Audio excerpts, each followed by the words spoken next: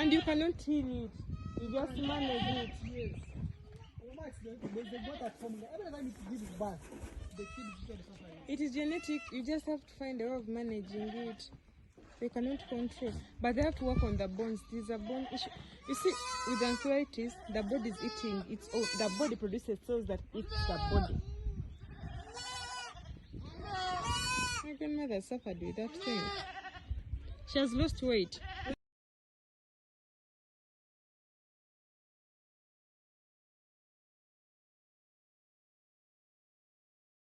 Dear viewers, this is Margaret from Farm Life Discoveries, and like I said before, we are at Baraka and Boaz breeding farm, and these are some of the goat breeds we have at this farm.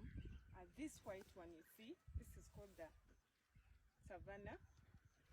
Savannah is highly adaptable. The reason why you should invest in this, it is highly adaptable. Some of the goat breeds find it hard to adapt to different environments, but when you have that Savannah, it easily adapts to the environment. And then we have, this is called the Boa, the white one with the red strip in the neck. Yeah, these two, they easily attain weight. So if you want to venture into meat production, this is the best breed you can go for. They easily attain weight, and they have, because they have a high feed conversion ratio.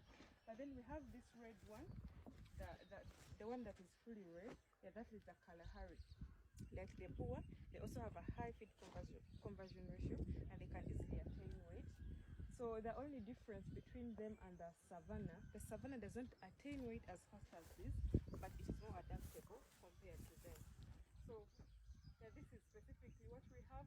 We shall also show you some Murende goats, but as this place we do not have them around here. So every morning these goats are all supplemented. We give them a supplement, and it is a reward for their good work they are doing on this farm. So as you see, they are mating. We use them for breeding, and they mate to expand our farm. So we have to give them a supplement to reward them for their good work every morning. Thank you.